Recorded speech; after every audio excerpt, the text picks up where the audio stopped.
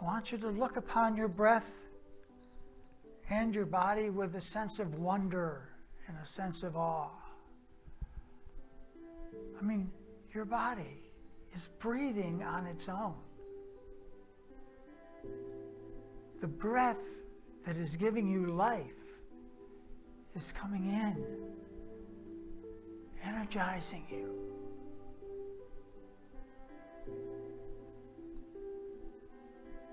Recognize how precious each breath is. Recognize how extraordinary your body is.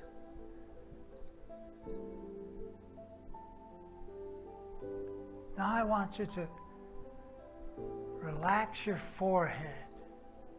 There's tension there. Relax your forehead. And now, give a slight turn up to the edges of your corners of your mouth. Get just that little itty bitty laugh. Feel how your body reacts to that little smile. So we rest in this soft, spacious feeling of joy. For when the present moment is stripped of all longing, stripped of all aversion, joy is what remains. I want you to identify with your joy. Identify with it as if it's your most natural state, because it is. I want you to rest in this present moment, content and aware of the presence of joy as we go into the silence for just a few moments, into the silence.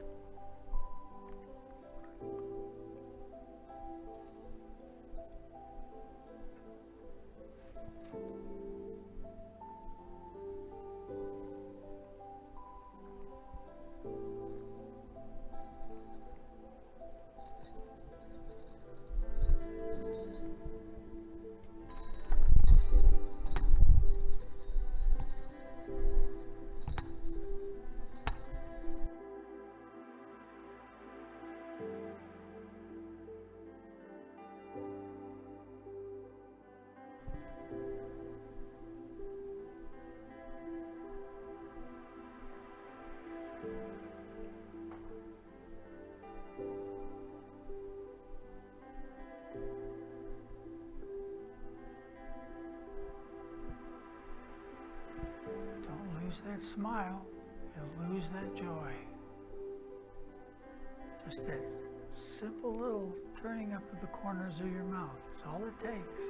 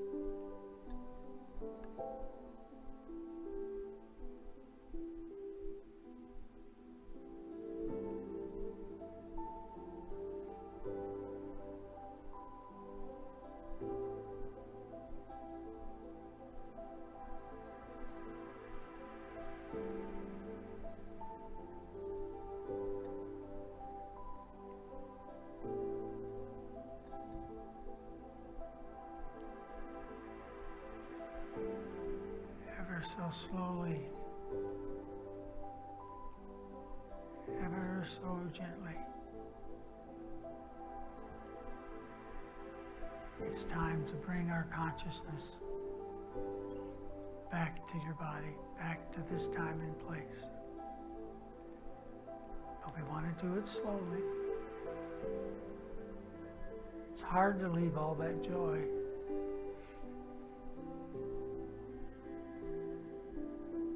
But you know you can go there anytime you want.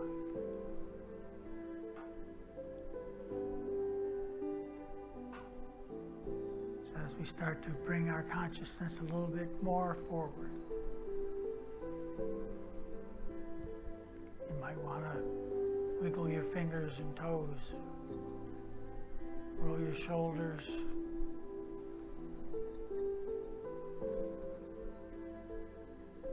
get that pain out of your neck. Oh, sorry, I'm up here. So when you're ready,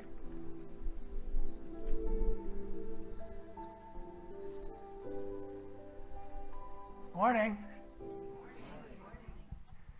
How we doing? Yeah, okay. Well, we're here to have our last Advent Sunday, which is joy. So I'm sure we've heard before, and we'll hear again, I'm sure before this season is over, words like, joy to the world, the Lord has come. Let earth receive her King. Or how about, O come, all ye faithful, joyful and triumphant? How about, it came upon the midnight clear, that glorious song of old? Or hark the herald angels sing, glory to the newborn King? These are all songs of joy, are they not, for the season? For the coming and the rebirth for us in unity, the rebirth of Christ.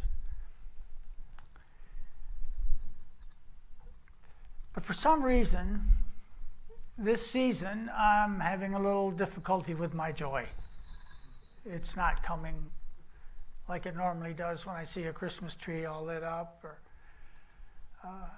Santa hats, and that sort of thing. It's just,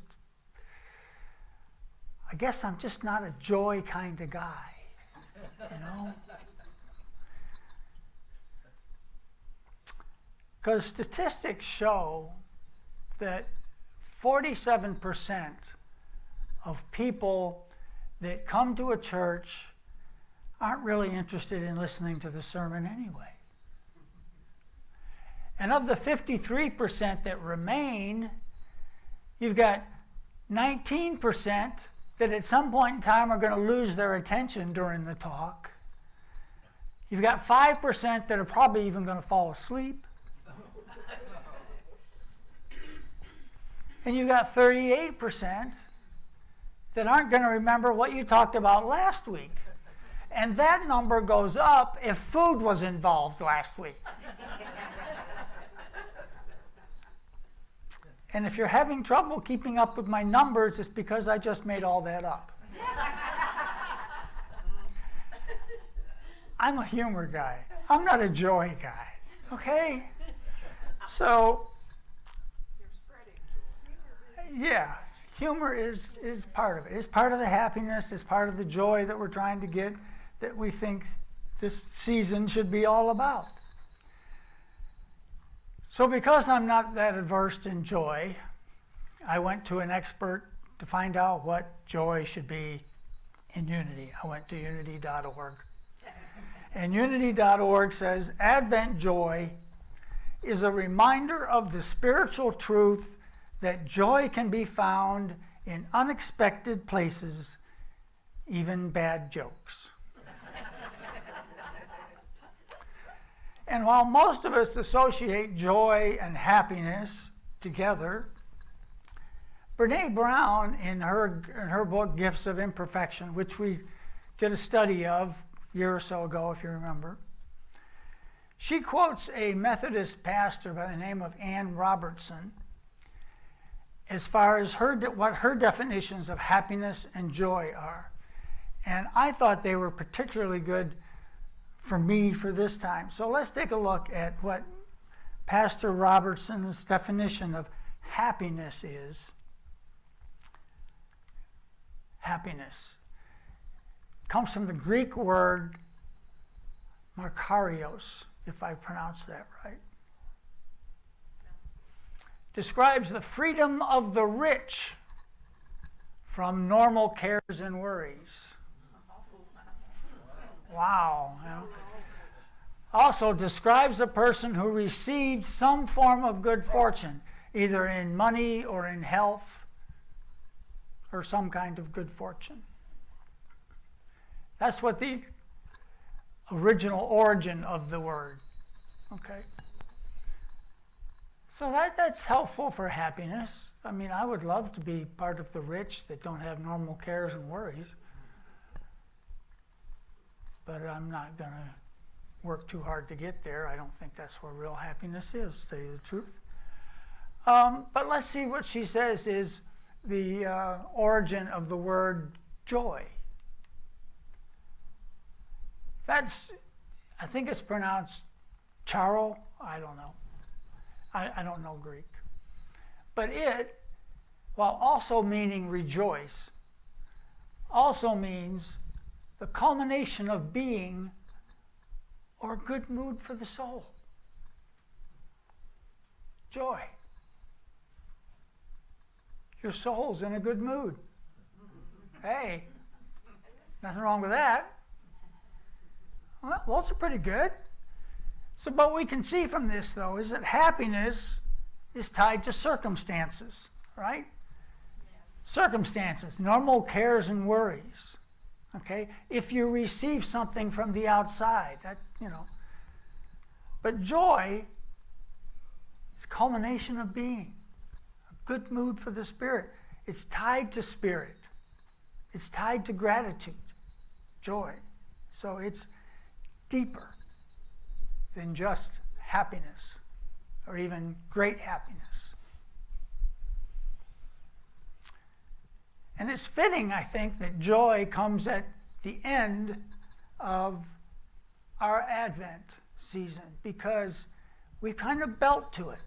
If you remember when I gave the talk on faith, I said that we were going to do just that. We were going to build our faith by putting our trust in peace. Remember I said you couldn't have peace without trust? And you couldn't have love without trust? But now we're at joy. So what is joy? Do we have trust in joy? Maybe joy could better be described as a side effect of having developed our faith and our trust, have the trust and faith in our own peace, and having the trust and faith in our love and in the love of others. Joy.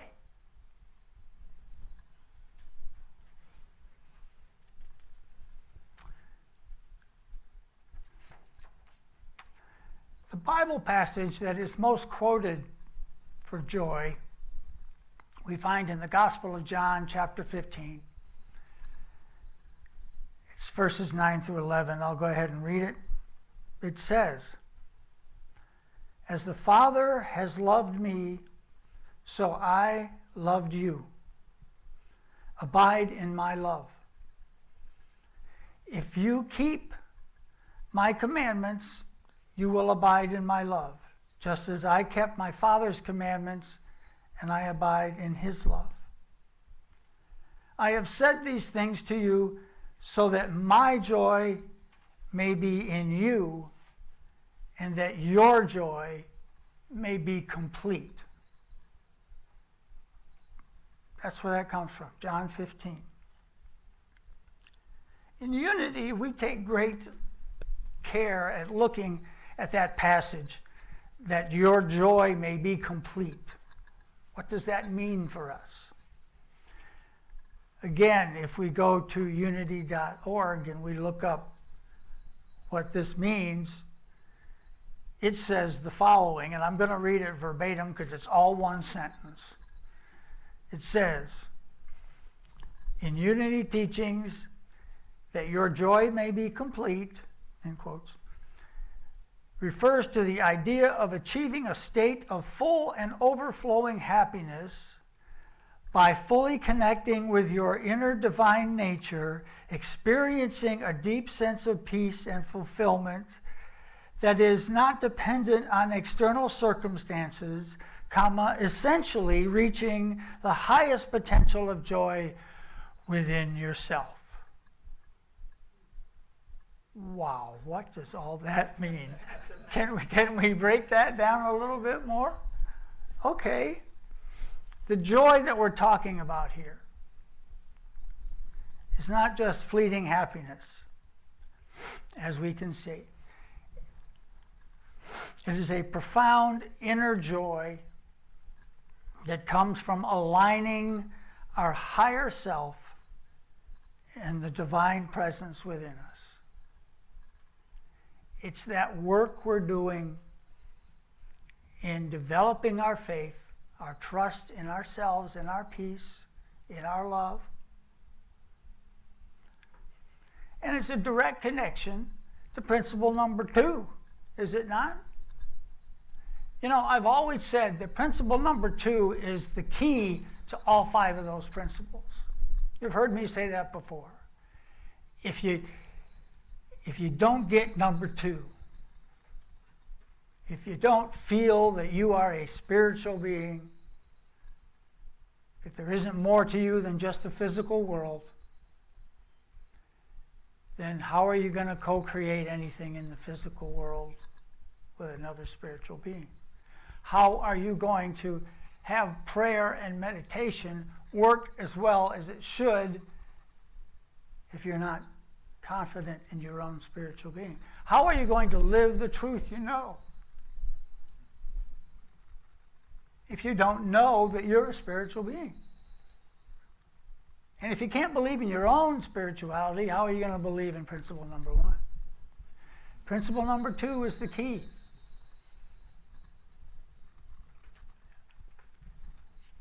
That's where we need to go.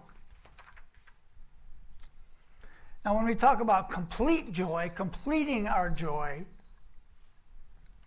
I think I have a slide on that, don't I? Yeah. When I talk about completing our joy, again, that's the process that we're going through, the spiritual development that we're going through, where we're trying to let go of negativity and embrace positive thoughts and positive actions.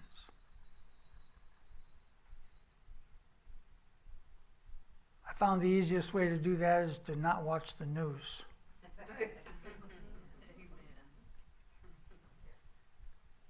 And finally, the last thing we want to get out of this phrase is the fact that this potential for complete joy is available to everybody. Everybody. We're all the same. We're all part of the same thing. It's available to all of us. Now, there are some other ways, excuse me, to drive me to drink. There are some other ways that unity.org presents Advent joy. One of them is they say that joy comes in small packages. Well, you remember when I talked about faith and I had my box of faith?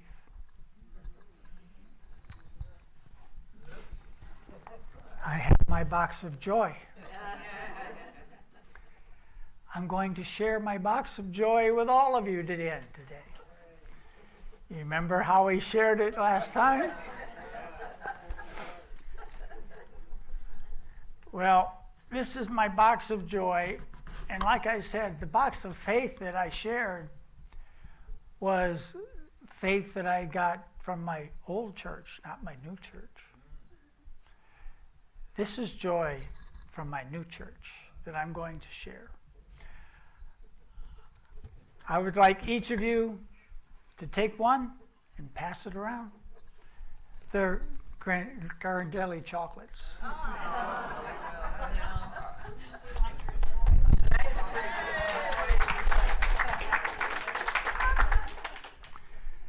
And while that's going around, sorry folks at home, while that's going around, I want to share another part of Advent joy that Unity points out, and that is joy in children.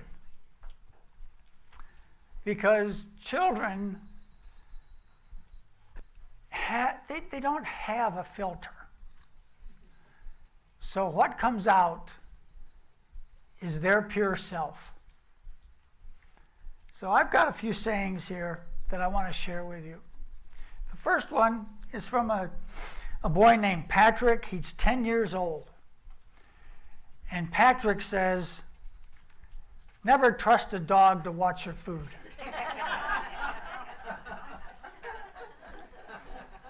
A wise saying, very wise man. Now Michael is 14 years old, and Michael says, evidently he's 14, a 14-year-old male with his dad. He's got some advice for when you're with your dad. He says, when your dad is mad and asks you, "Do I look stupid?" don't answer him.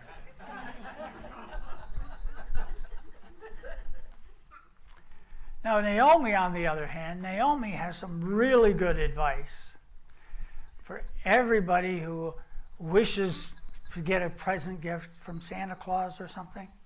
She says, if you want a kitten, start by asking for a horse.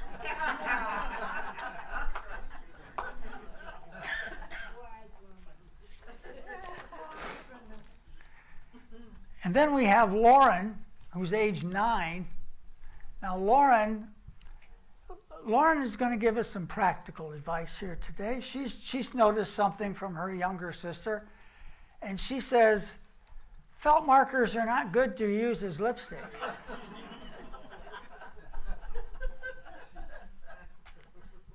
Of course, and then there's 10-year-old Joel. Now, Joel, obviously, has had a few issues with his older sister because he has now developed the very wise attitude of don't pick on your sister when she's holding a baseball bat. But I think the best of them is from little Eileen. She's 8 years old. Little Eileen gives us this great advice. She says, never try to baptize a cat.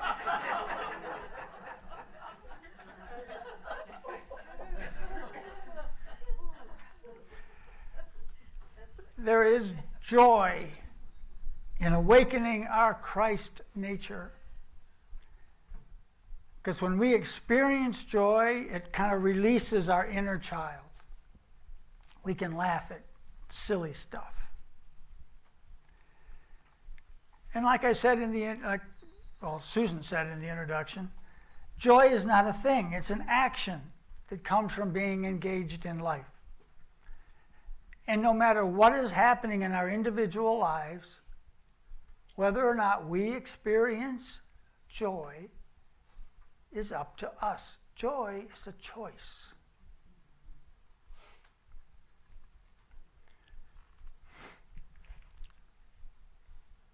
And we can choose to have joy anytime we want. You can start your day with joy. Simple little thing like, I don't know, maybe taking a deep breath before you go in to get that first experience of that first sip of the first cup of coffee in the morning. That aroma, it just kind of wakes you up. Starts your day either way. Anyway, but we don't do that, do we? We don't take the time to sit down and really say, okay, oh yeah, this is really good. No, it's a cup of coffee. I got to get going, you know? gulp down the coffee, head out the door. We just don't give any attention at all to our normal everyday lives that we do. The awe that is actually there, that if you stop for a second to notice it. But we can practice joy, we can cultivate joy, and we should. Because we are taught in unity that we are 100% accountable for our lives. We are 100%. We're not depending on somebody else to save us. That's not the way we think. And since we're accountable, that's the way we should show up.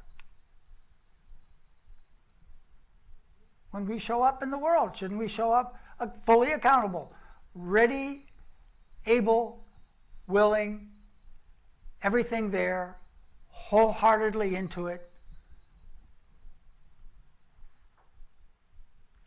Joy has got to be a result of that.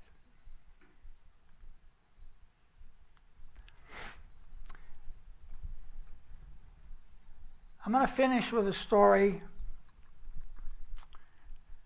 about George and Edith. George, although he doesn't look it, is 92. Edith, although she doesn't look it, is 89. And they're excited because they have just decided to get married. So they're going for a stroll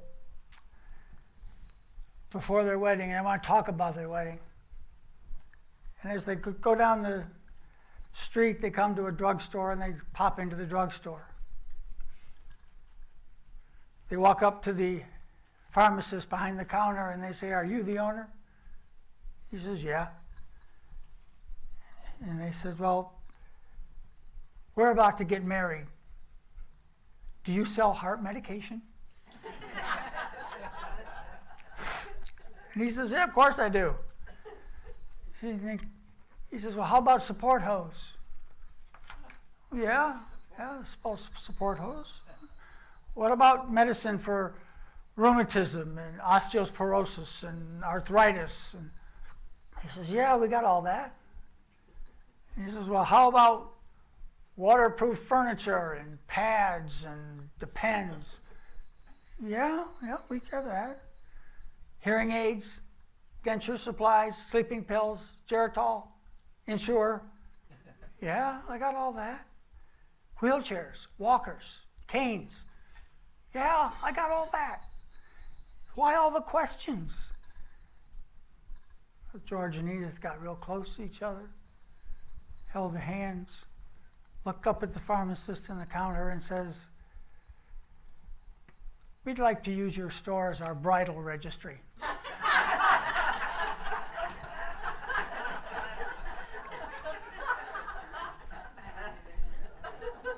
Thank you for your kind attention. Merry Christmas, Happy New Year, Feliz Navidad, and Namaste.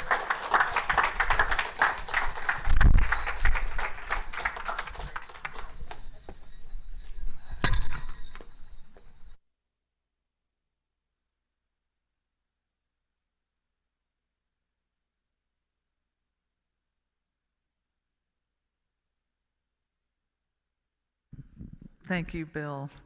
That was very joyful. You're spreading joy, whether you feel it or not. Usually things that we spread, we receive by being open to sharing it and making other people joyful. So there you go. Now is the time for us to enter into a generosity consciousness. Thank you to all who have continued blessing our spiritual community with your generosity, your tithes and offerings. We are truly blessed by your giving. If you feel led by Spirit today to give, we invite you to prepare your gift now. If you're being led to make a recurring gift, you can visit our website to set up a monthly gift via PayPal. We now invite you to hold the thought, either the gift or the thought of your gift, in your mind and in your heart as we say our offering blessing together. Divine love flowing through me blesses and multiplies all that I have, all that I give, and all that I receive. And so it is. Amen. You see.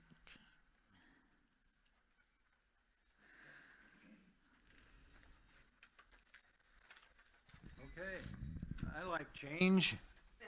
Don't you all like change?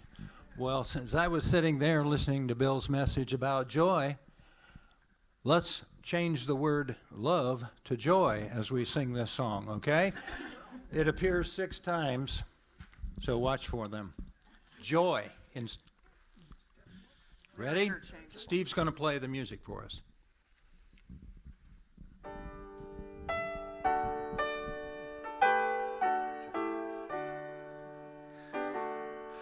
Joy is my decision. It's up to me to give of my heart. Joy is my decision. No one else can tell me to start. Once I decide to change my mind, God will show me how. Love joy is my decision, right here and now. I got it. Joy is my decision. It's up to me to dance down the road. Joy is my decision. No one else can lighten my load. Once I decide to change my mind, God will show me how. Joy is my decision, right here and now. My decision, right here and now.